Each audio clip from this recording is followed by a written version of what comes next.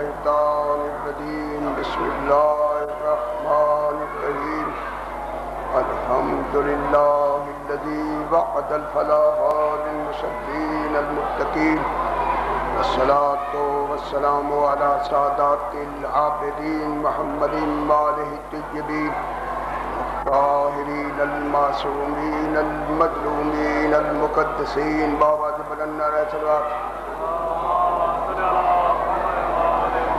اما بعد فقد قال اللہ تعالی فی کتاب مبین بسم اللہ الرحمن الرحیم انما ولیکم اللہ ورسولہ والذین آمنوا الذین یقیمون الصلاۃ ویؤتون الزکاۃ وهم راکعون. بابا بلند نعرہ صلوات.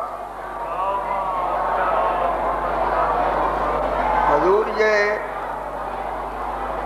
قرآن پاک کی آیت پاک ہے جس کی تلاوت پاک میں نے آپ کے سامنے کی.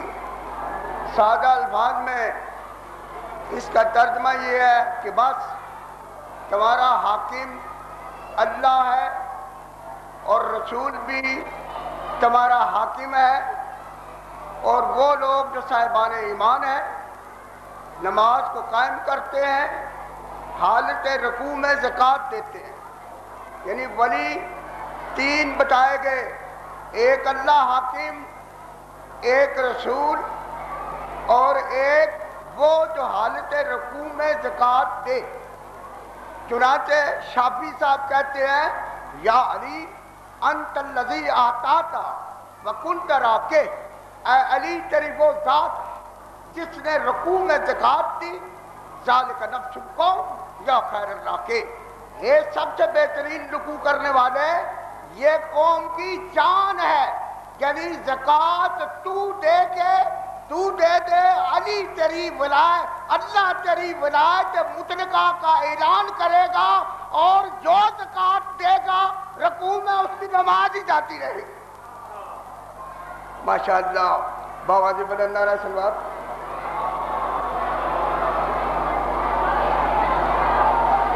پھر نعرہ صلوات.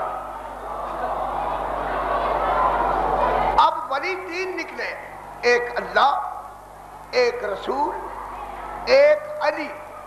کوئی معترض کہہ سکتا ہے کہ تمہارے عقیدے میں 12 ولی، یہاں تو ایک ولی نکلتا ہے. چنانچہ ارشاد قدرت ہے یا ایھا الذین آمنوا اطیعوا اللہ واطیعوا الرسول واولی الامر منکم، اے ایمان والو اطاعت کرو اللہ کی اور اس کے رسول کی اور ان صاحبان حکومت کی جو تم میں سے ہیں. اب معلوم ہوگا یہی وہ صاحبان حکومت ہے جو ہیں بھی 12 اور ہیں بھی ولی. کچھ تھوڑا جا میرے نال آؤ اگے انشاءاللہ میں تمہیں انشاءاللہ بڑا سیر کروں گا. نہیں فکرہ جڑیاں سرکار دیتی ہیں.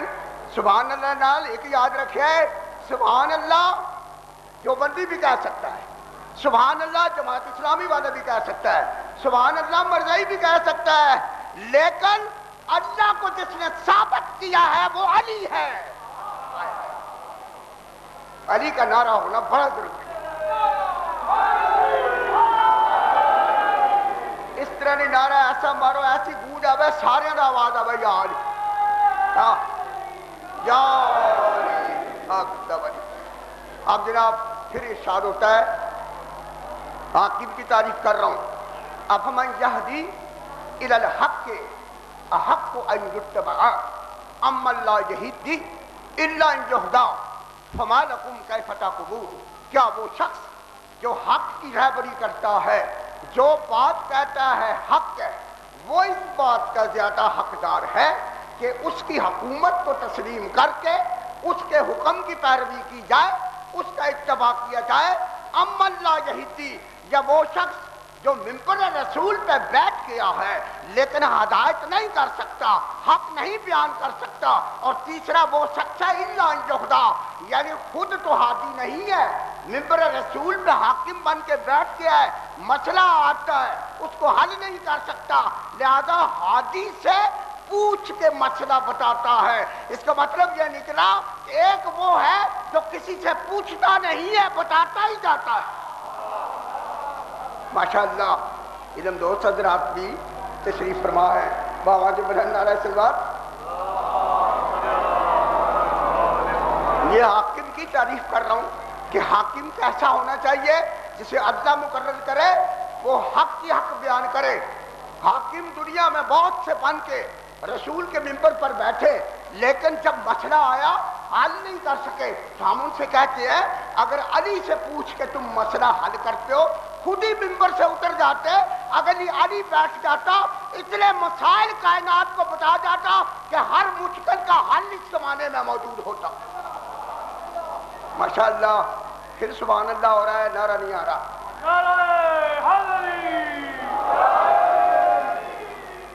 بارہ دیگر نعرہ سلوات. یاد رکھنا, کوئی حکومت ہو دنیا کی, کسی ملک کی, اس کے لیے ملک چاہیے. ملک کے بغیر حاکم نہیں بن سکتا. کوئی ملک ہوگا تب حاکم ہوگا, اور ملک کے لیے مرکز چاہیے تاکہ وہ مرکز میں بیٹھے.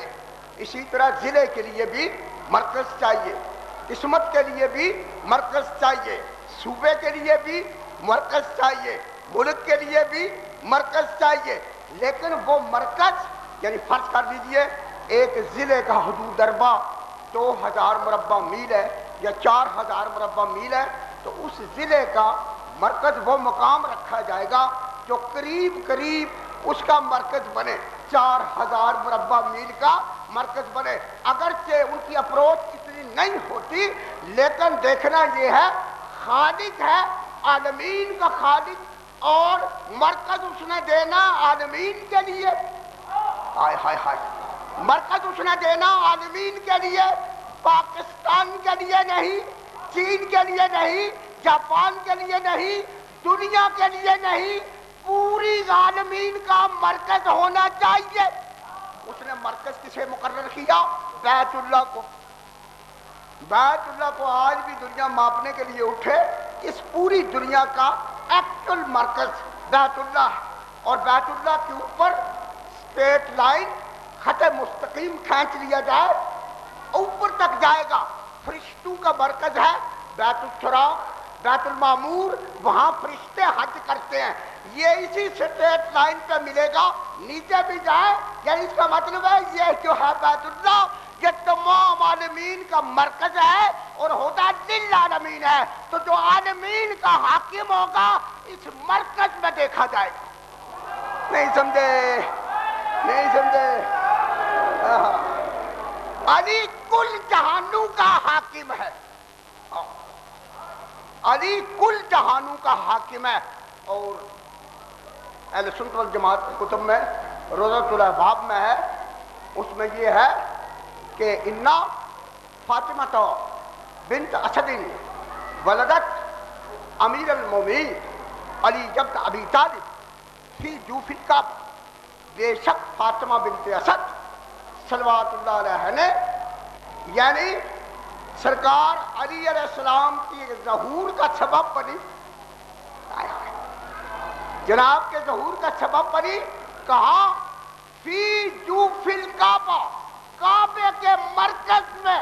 یعنی کعبہ ہے کل جہانوں کا مرکز, اور کعبے کا مرکز کیا ہے؟ سینٹر کعبے کا. اس میں کون آیا؟ علی آیا.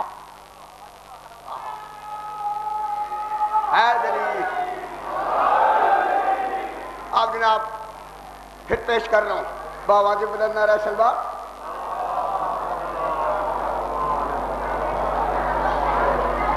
افمن یہدی الی الحق, کیا جو حق کی طرف راہبری کرتا ہے وہ حاکم ہے, یا جو حق کہہ نہیں سکتا.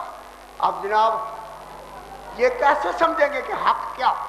مثلا جو کہہ رہے ہیں حق 4000, ان کے نزدیک تو وہی حق ہے. یا دنیا کہہ رہی ہے طاقت حق ہے, جس کے پاس حکومت آ گئی اس کے پاس حق آ گیا, لہذا حق کو سمجھنا پڑا. اگر یہ سارے ہی حق ہیں, جس کے پاس سکھ کے پاس طاقت ہے تو حق ہے, ہندو کے پاس طاقت ہے تو حق ہے, چین کے پاس طاقت ہے تو حق ہے, امریکہ کے پاس طاقت ہے تو حق ہے, پھر باطل رہا کہاں؟ باطل کا وجود